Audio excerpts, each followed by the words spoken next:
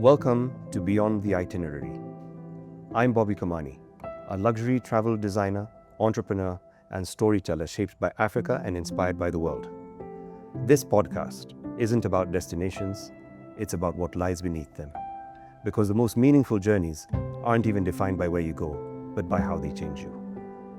Through conversations with visionaries across travel, hospitality, conservation, and beyond, we explore the human stories behind extraordinary places, the minds shaping experiences, and the deeper purpose driving modern luxury. From remote wilderness to global boardrooms, this is where insight meets inspiration. This is Beyond the Itinerary. Every once in a while, you meet someone who doesn't just follow a path. They quietly decide to build one. Today's guest is one of those people. Born in Uganda, educated at institutions like Harvard Business School and Brown University, she began her journey in engineering before stepping into the fast-paced world with Goldman Sachs. A path that for many is the destination.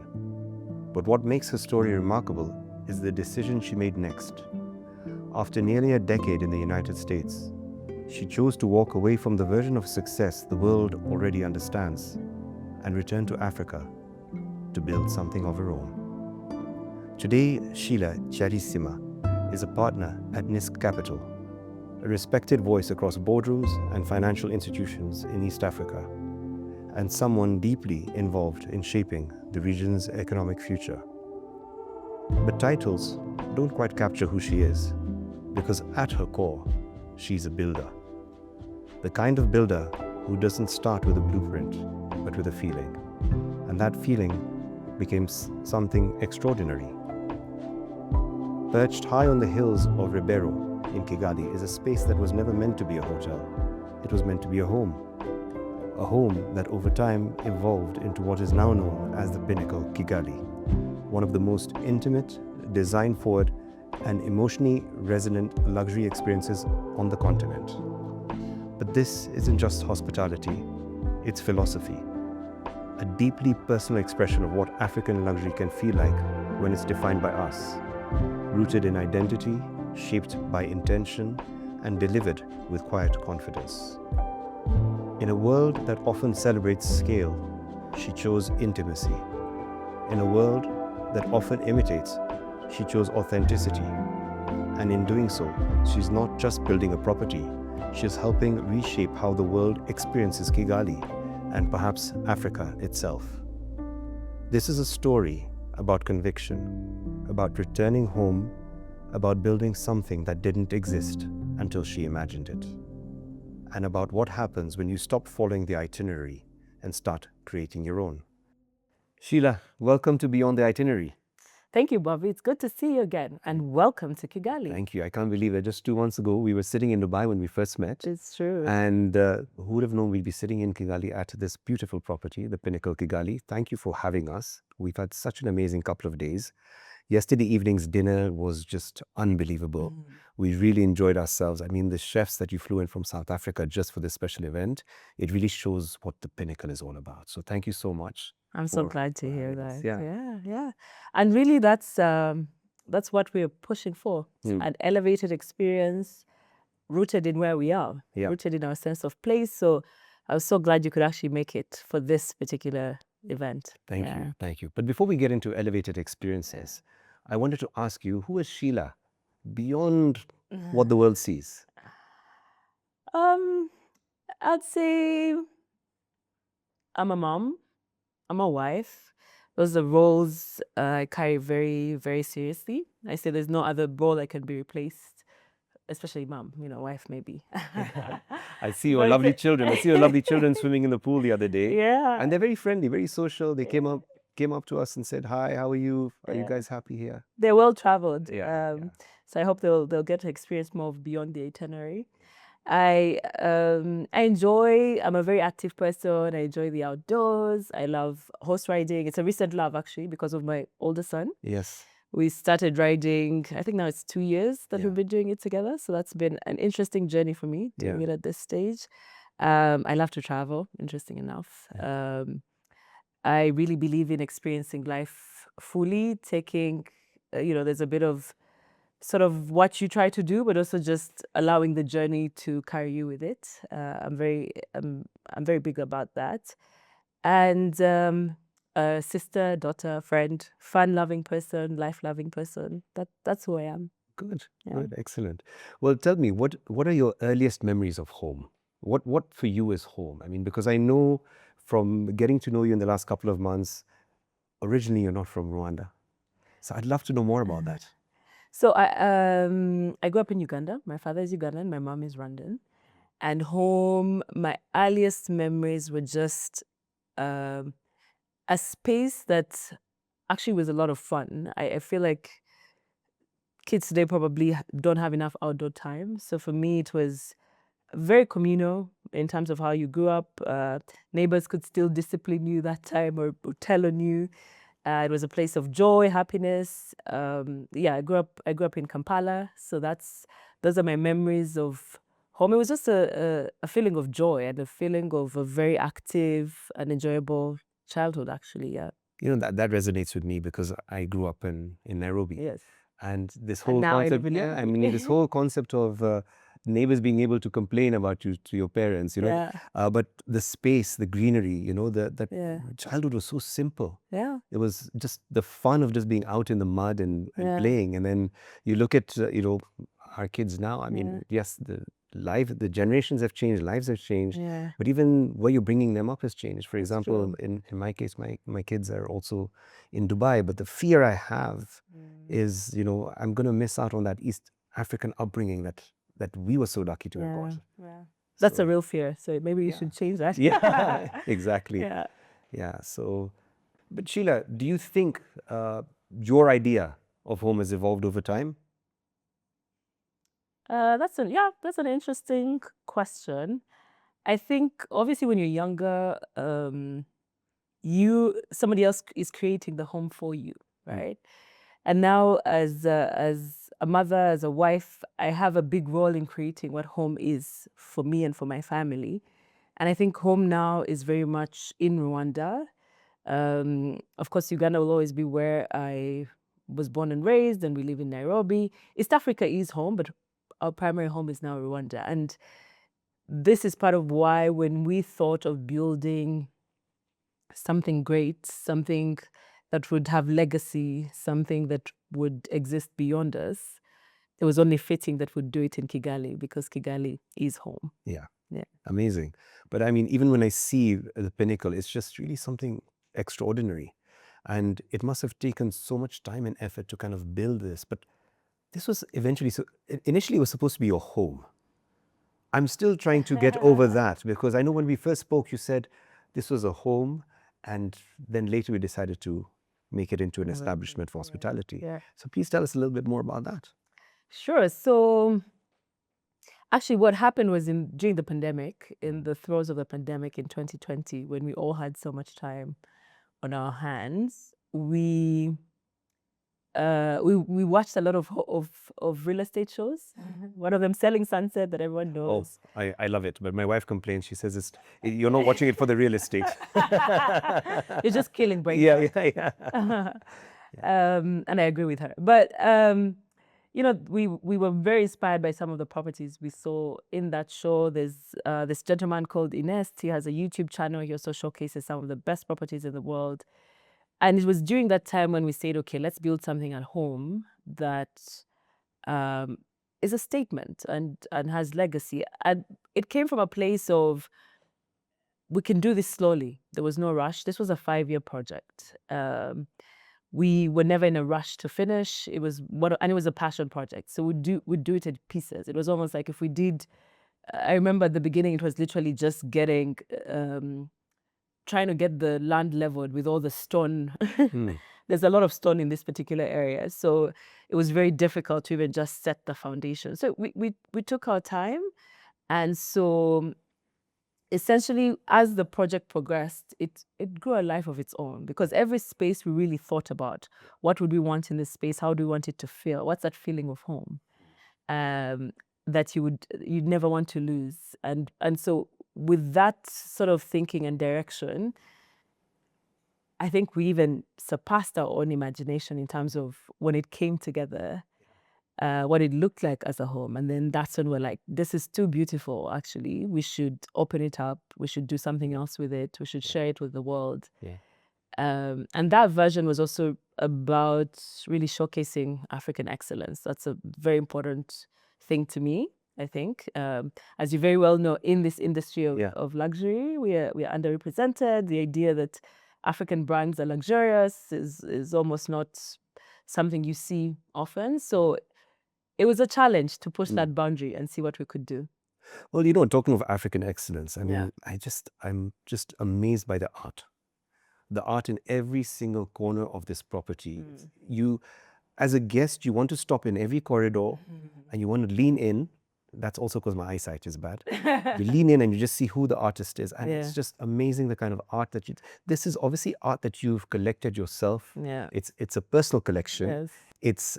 It's only someone who's very passionate about art would have a collection like this. Oh, okay. I mean, one of these pieces is just beautiful. It really is. So tell us a little bit about the art and what inspired you to kind of make this into this kind of creative space. Because for me, it's not just a hospitality space. It feels like a creative space.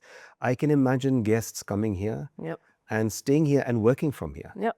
Because, I mean, I saw the amazing office you have, the library, Akili, this particular room. Yeah. These are amazing working and living spaces. So when you have tried to create home, it really does feel like home, at least for those of us that are visiting.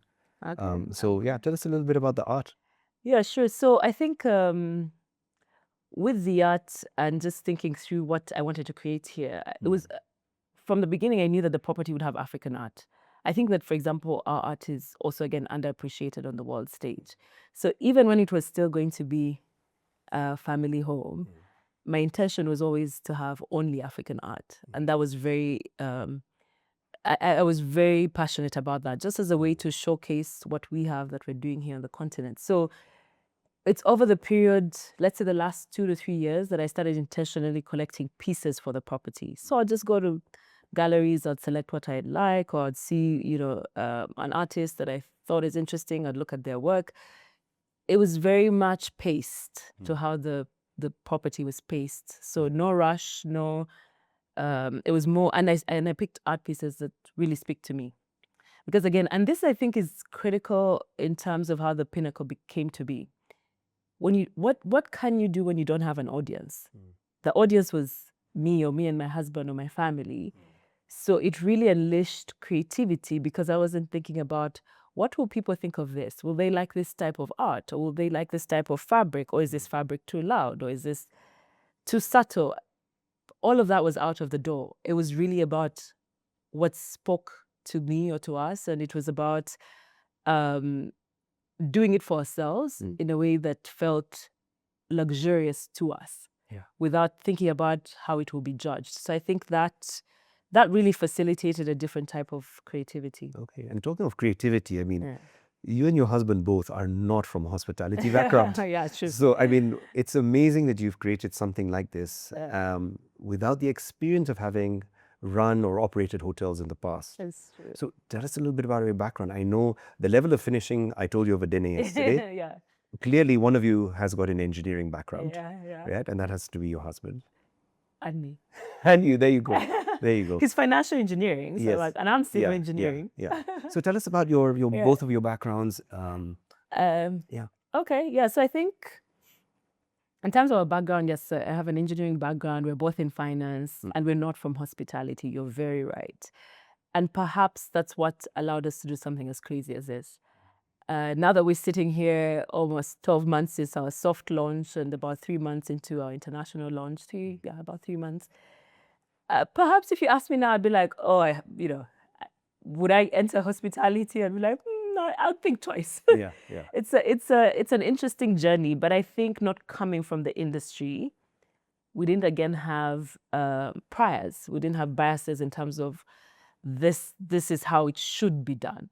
I mean, of course, we worked with experts in the field on the general setting up and things like that. But from an experience perspective, we really focused on what do we see, what do we experience in the spaces that make us want to go back? Yeah. The spaces that linger, that change how you see the world, or how you view a place. So we use that perspective to curate the experience here.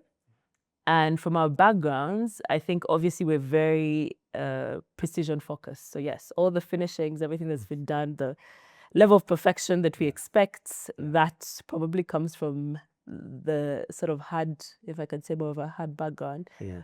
But overall, I think being entrepreneurs at heart, we've built a couple of businesses, we've gotten our hands dirty. So I think that didn't feel like it was too distant for us to reach for, because it wasn't going to be the first time we were doing it. But I think the part that was lost on us is that hospitality is a 24-hour business, doesn't shut off. And if there is ever anything to challenge you from an operational perspective, it would be it. There are many mornings I laugh a lot, because sometimes I wake up and I'm like, what are the first operational things I'm going to have to deal with today? So it's a very different pace, and a very different experience. Yeah. So, you know, talking of conventional hospitality, right? You said you had experts on the ground. Yeah. My personal belief is conventional hospitality will not allow you to be the disruptor that you are today. Absolutely. In this space. Absolutely. And the fact that you've come with no prior bias, you know, you're walking into this, it's coming out of a place of feeling. What kind of emotions do you want to evoke into your guests that walk into this property and into this space? And I think that's the only way, you know, people can be disrupting. If they're coming from a completely different background, bringing the best of what they can from that background. True. You know, the level of precision, attention to detail. I've seen it in the last 2 days, because, you know, I see you picking coasters, and I see you like trying to, you know, make the table neat again and stuff. And that's obviously an occupational hazard. True. In hospitality, and like I told you yesterday at dinner, you will end up going to hotels, even if they're not your own, and you will start picking on things. It's absolutely so true. Unfortunately, the holiday is no longer going to be a holiday for you. I've ruined it for myself, right, by entering this industry. But you know, you've just reminded me of the time when we started building the brand, and this idea of being a disruptor. All the experts we spoke to basically say, don't do what you're doing now. In short, you know, from what we were doing with our brand, from leaning into the African brand, from perhaps not affiliating with somebody. And if you are to affiliate, you should affiliate by doing these things, and you should add these things to property, you know, add more keys, or add more seating, or, you know, do more covers. And a lot of that just felt like, no, that's not what we want to do, what I want to do. You know, one of the, in the journey of converting it to a hotel, the biggest debates Irene and I had, and Irene is my husband, were really around what is the direction. So I never had doubt in the vision of what I wanted to create and for people to experience while they're at the Pinnacle. But there was obviously some doubt in whether the city will move with you. Because I really think we're a pioneer, like you said, in what we're doing. And so it means with that comes, you're teaching the market about the product and the service, and you're trying to carry the market with you. And if I look back now and think about, because that process started maybe about 1 year before completion. So I would say now it's about 2 years since that process had begun. And if I think about all the advice, it was like, you must affiliate, you must add more keys, you must add more covers, you must, you know, your brand can't be, you can't be luxury and be like too quirky. So there's also this idea that luxury looks a certain way, right? And that's something I really wanted to challenge. I mean, if you look at accomplishments and accolades, you've barely opened, right? You yourself have said what, it's been just a few months since you opened internationally. And congratulations on Time Magazine. You know, I mean, that's a fantastic award. The world's greatest places to be at in 2026. 2026. I don't know any other property that's got that in their first year of operations. So that is a testament that you are doing something, and doing something very well. And like we said, conventional hospitality, I think they're never going to be the disruptors. So they're always going to tell you to do certain things, have a certain amount of keys, have a certain amount of covers in your F&B outlets. That's very true. And I think for me, that was very affirming, in the sense that now we're being seen on the international stage. That's what I'm saying. I had no doubt in the vision and what we're trying to do, but it always helps when you have external validation. Yeah. People who have the louder mics to be able to say, yes, this is world's greatest place. Yeah. So that's been a journey for us. It's been something we're very excited about. We're in the process of joining Small Luxury Hotels of the World. So that's another, again, some of this, it's more around being among peers and people starting to see as a peer at a global stage. But it's been quite the journey in those 12 months. So let me ask you something. Where do you see African luxury today? And do you feel there is space for an African luxury standalone brand in this world of all these international brands that are coming into the continent? Where do you think we sit as Africa?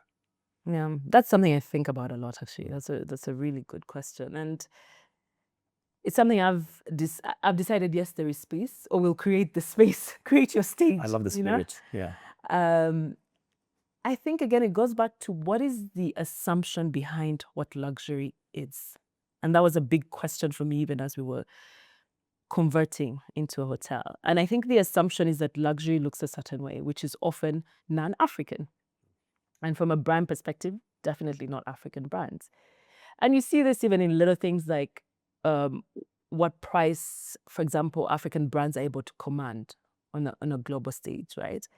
Be it for clothing or fashion or shoes or art or what have you. So I think, while at the same time, I think people in the world want more authentic experiences. Travelers want more authentic experiences. I don't want to go to, somewhere in the middle of Asia and have a similar experience to somewhere in Europe. I want to be rooted in the place that I'm in.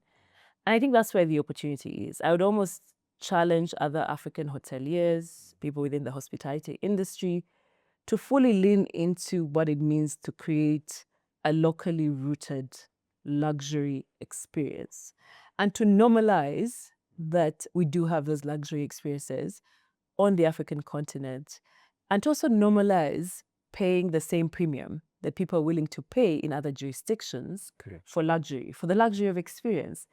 So I think there's room, I'd almost say that there's not enough being done. So there's so much room for us to go. There's so much room to expand and really give the world the best of what we have with our version of luxury. And normalizing that it is luxury too. Yeah. So, I mean, talking about luxury, I'm sure it's not been a complete walk in the park. You've had, so I'm sure, like every hospitality establishment or hotel, there's always going to be challenges, right from the project side to the operations side. Tell us some of the challenges that you faced. Oof, how much time do we have? We'll be here all day, but let me see. I can think about it let's talk about the construction phase, for example. Being located where we are in Kigali, in Rwanda, there was a lot of importation for the quality that we aspire to have and for the quality that we do have here. So we had a lot of shipping from different jurisdictions, and that in itself is a logistic nightmare. Let alone getting, you have 3-meter tiles being shipped, and if one breaks, you all of a sudden can't complete it, or, the cost of that. Those were some of the challenges. One funny story I remember is we had a shipment, maybe 2021 or 2022, that actually got caught by pirates. So that ship, in international waters? In international waters. So that shipment didn't make it. So sometimes you'd receive phone calls where you just have to have a sense of humor. Otherwise, you'll lose it. So those were some of the challenges. I think also the other opportunity that exists is around upskilling within our local market, because some of the craftsmanship that we wanted and the quality that we wanted meant that we had to get people from outside to do it. And I hope that in our next project we'll actually be using local talents to do more of that craftsmanship. So those were some of the challenges initially. And I think the biggest one once we started operating and opening is around this idea of what comes with being a pioneer, with what comes with not only having a product or a service that you're willing to offer to people, but educating the market on what that is and for them to be able to see that value as well. Yeah. So we spoke about the next project. Yeah. I picked that up straight away. Apparently, you get a bag. Yeah. Allegedly. So no, I really do want to know about what's the plan for Pinnacle from here on? I mean, what are the other places that you're looking at or considering? Do we see more in Rwanda? Do we see more across the continent? I think we're open to seeing where it takes us. This is the part about where you let the journey take you a little bit. And I think as this particular property in Rwanda settles, I think there'll be opportunity to see, is it expanding here or elsewhere? But it would definitely be on the African continent, if we're to look at it that way. And I think there's a lot of opportunity and room, and perhaps leaning into this creation of an African brand that is truly then Pan-African, not in just one location. Yeah. So, I mean, look, Sheila, when we met in Dubai, you told me that, Bobby, you can do gorilla trekking and you don't have to stay in the Volcanoes National Park. True.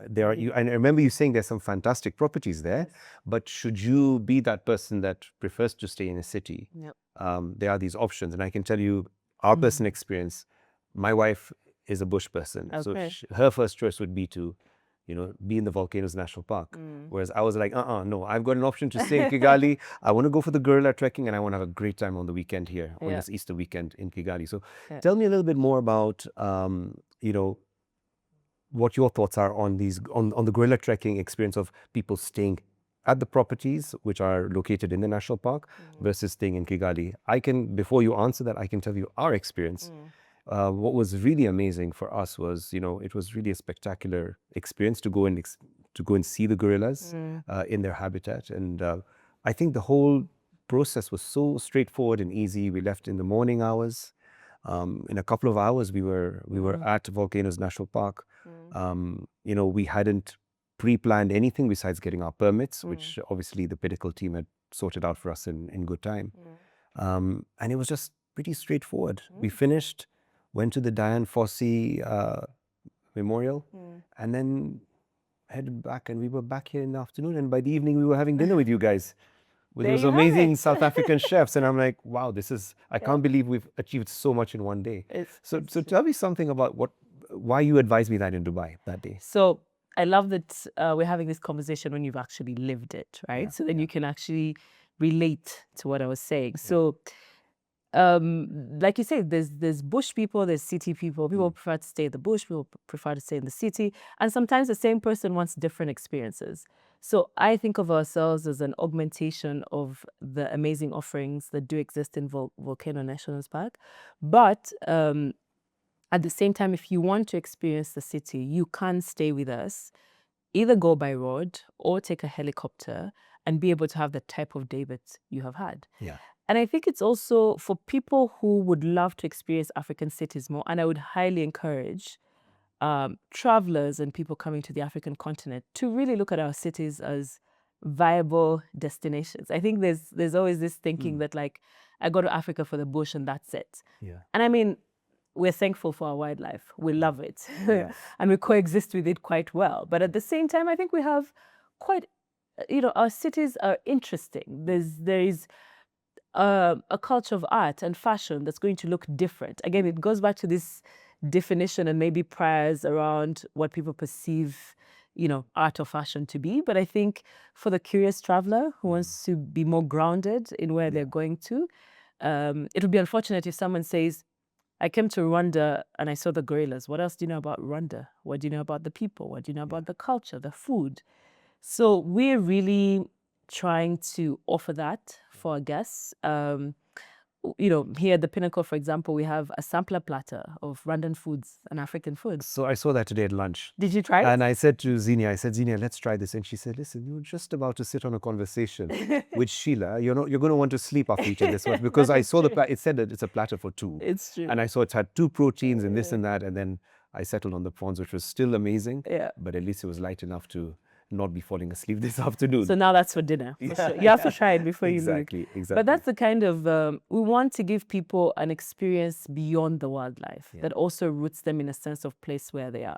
Even on this property, I mean, I've incorporated a lot of Rwandan art. There's Rwandan art, Rwandan sculptures, some of the things from Rwandan artisans, so people get a sense. In the guest experience, all through the property. And for people who would love Sheila's personal touch, you'll get it here. Yeah, but I've seen this here, that even though the entire property's got a very international, global kind of appeal to the whole property, but the identity still is very strongly Rwandan. Yes.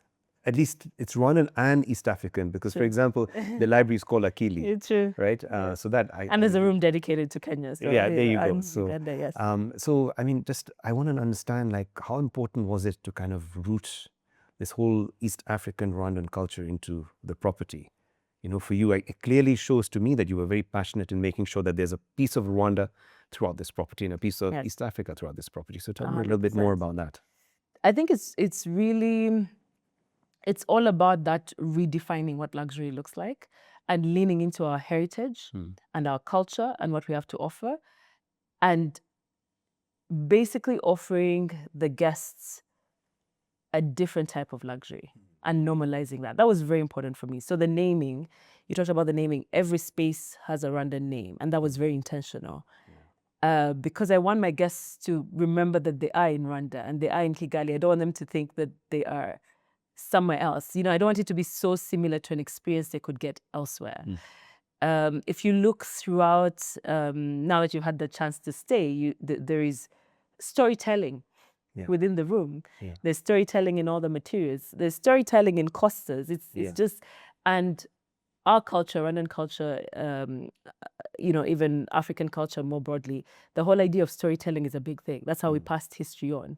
Now we need to document it a bit more. But I think for me, it was really leaning into the Rwandanness and saying, yes, it is proudly Rwandan and it deserves to sit on the global stage as a luxury product.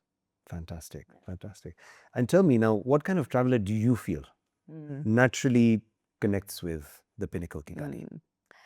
I think, I definitely think a traveler with a certain level of curiosity, open-mindedness, loves someone who doesn't like big hotels as well. I mean, we're intimate. We do talk about 9 keys. We only have 9 rooms, but it is a 90,000 square foot property. So there's a lot of space for everybody. So a traveler would like that intimate experience, you know, something intimate but still luxurious, rooted in where it is, can give you, you know, our tagline is retreat, renew, relax, retreat, renew. And you can get all of that on property with all our offerings. So it wouldn't be somebody who's looking for a corporate brand. It would be somebody who's looking for an authentic brand that's locally rooted, but is able to provide, I would say, all the comforts of home and luxuries of hotel. Amazing. Yeah. And also, I feel like, I mean, I know, like, when I walked into the Pinnacle, me and my wife walked in on Thursday, 2 nights ago, and we were shocked because I've never seen a bowling alley in a hotel, ever. And really, with all humility, I can say we've traveled so much. We've never seen anything like this. And you had a cinema right next to it. And so you had my wife saying, listen, Bobby, you go to the cinema, I'm going to the bowling alley. So, I mean, there's something for everyone here. So 100%. Tell me, what, besides the bowling alley, which I was amazed with, what other things like shock your guests as they walk in or they check in? What are the things that really stand out to them? Because I'm sure everyone may not think the bowling alley is the best part of the hotel or the most wow thing. It was for us, but there could be something else, you know? So I think a lot of what guests tell me, the ones I've interacted with or tell my team, there's always this wow factor, like, wow, am I in Kigali? It's almost like a check, because again, it goes back to the assumption of what they expect to find in Kigali. So I think the first sort of reaction is always about the grandeur, the beauty, the grandeur, the views, and then the amenities. Because for a lot of people, they'll say, oh, 9 rooms, they'll think it's smaller than it is. But with all the amenities we have on offer, and like you said, there's something for everybody. I mean, Pado, I've had many people just come because of basketball court. I was shocked with that. I was like, basketball, this is amazing. I played basketball in high school, so that's so that's where that came from. Amazing. So there's a lot of like, wow, and surprise. And you spoke about the views. And when we walked in a couple of days ago, we were admiring the view. In the daytime, and literally every member of your Pinnacle family said, you've not seen anything. Wait till you see the evening. Yeah. See the views in the evening. Yeah. And we said it can't get better than this. But the views at night were just They got better.